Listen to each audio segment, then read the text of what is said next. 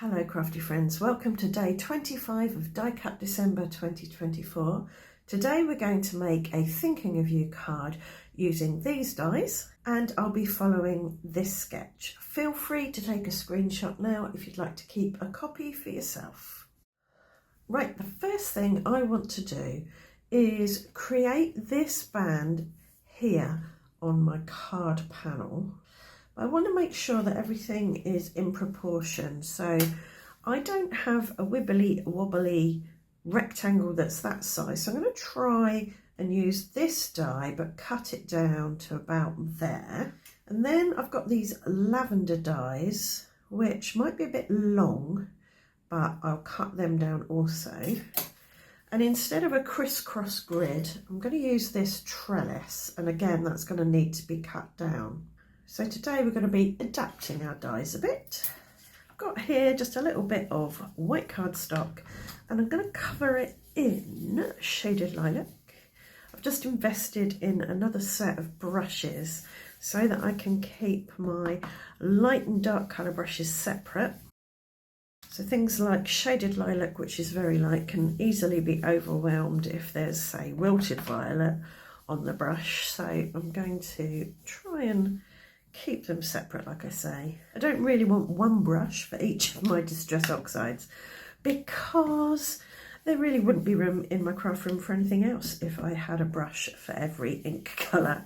So having a brush for the darks of each kind of colour family and a brush for the lights of each colour family is a bit more manageable, I think. I'm going to blend in a bit of milled lavender just for some variation.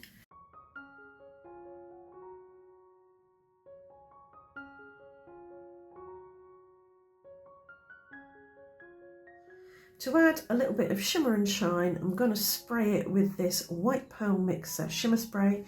This is a DIY shimmer spray. I'll link to the video in which I show you how I make my sprays, in case you want to watch that. Now I'm going to give that a blast with my hairdryer.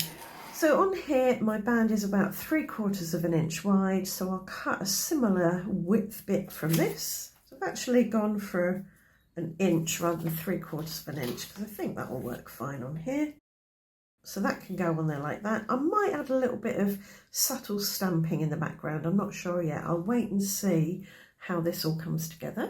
Now I'm going to cut with my wibbly wobbly edged rectangle and see if I can get a decent-ish looking thing out of it. If not, I'll use my torn edge ruler to do this. So I'll lay that on there like that and see if I can get a decent looking bottom edge. Well, I've ping-ponged that across the room. That flew out of the die cutting machine. I'll have to remember to look for that later. I think that looks fine. So I've managed to cut that down and it's not obvious, I don't think, that I have done that. It's a bit bigger than that on there, but that's okay. Where'd I put my thingy? There it is. So on there like that. So thinking a colour. So very pale gold here. Not much left of this one. Fortunately, I've got a backup waiting in the wings because this is probably my favourite gold, as you can tell. And I'm going to paint on this very lightly.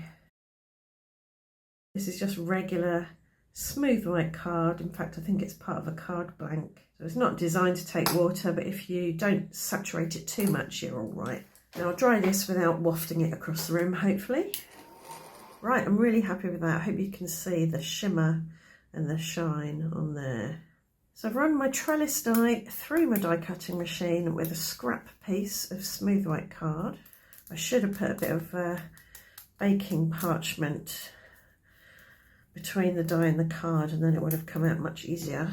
That's going to sit on top, but I don't need all of it, so I'm going to trim it down a little. It's all ever such a slightly bit bigger than I envisaged, but that's okay. You can neaten up your cut edges if you want. So you could take an embossing tool or a bone folder and just gently, wind that out of the way, gently press down on the end, and that will curve the edge over ever so slightly and make it look a little less scissor cut. Now for these little lavenders, they don't need to be coloured lavender. In fact, I'm thinking maybe some bold gold, because I think they need to stand out on here. I've got this matte gold card, which I think is really nice for a subtle gold. It's not quite so in your face as a very shiny gold cardstock. So there we go. I'm not sure if I need all these lavenders, but I've got options. Yeah, I think that's going to be too many. Let's have a look. I don't think I want that one. So I'm going to adhere these with a little bit of tape runner, because I think that's going to hold them nicely together. And I'm going to disguise the ugly tape runner with a bow, or I'm going to wrap some twine around it. Haven't quite decided yet. But I'm going to chop these down a little bit, I think.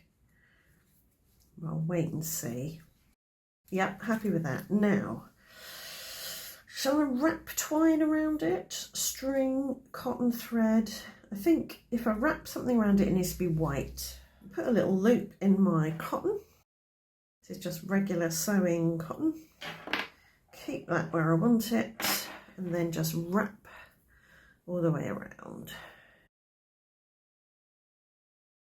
Oh, quite a nice bunch of cotton there, I think. Oops. And I'll put a bit of tape runner on the back. And that will hopefully hold my cotton in place.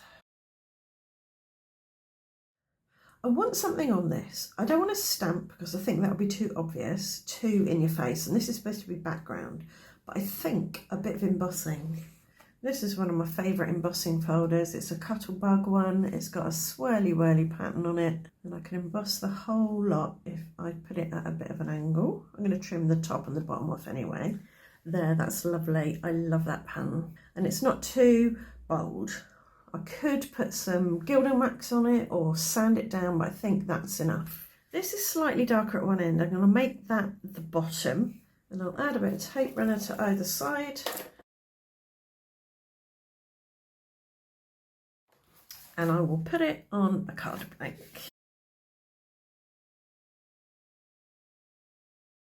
To stick this down, I'm going to use my dedicated glue dauber.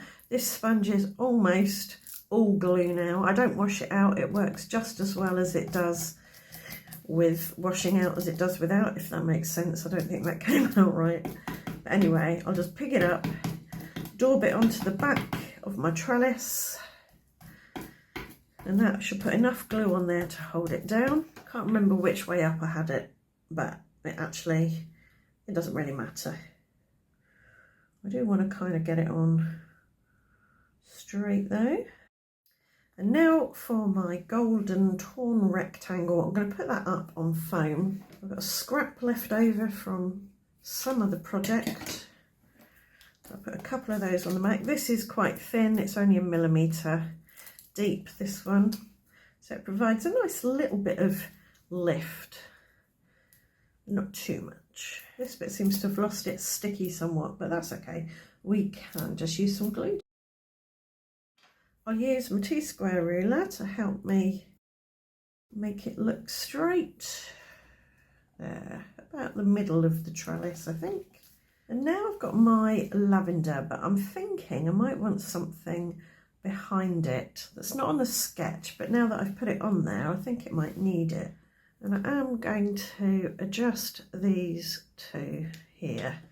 I've cut this doily out of vellum. It's got a nice little bit of detail around the edge, but a solid middle, and I think that's going to look nice on there. Just gives it a little bit of separation, but not too much.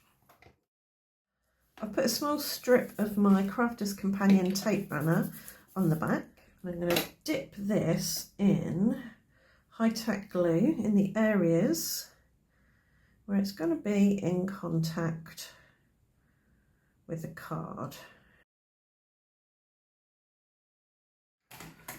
For my sentiment, I've got a thinking of you in block capitals. This is from Clearly Besotted. And I'm going to stamp it in Shaded Lilac. And I've got a stitched rectangle die that will fit that perfectly. On the sketch, I've got the sentiment off to the side like that, which I think works. Or I could have the sentiment centred here somewhere, which also works, I think. I'm going to stick with my original idea. I'm going to put a bit of foam under that bit. I'm going to raise it up a little bit higher than that. That's about a third of the way up the card. But I think it would look quite good in line with the thread there. I'm toying with the idea of adding some circles around this area in this purple, just to bring the purple forward even more. Yeah, I think that works. Just 3. So we'll put a little bit of glue there, and we can dip those in. Tiny little bit of glue on the back, dab it off, pop it down.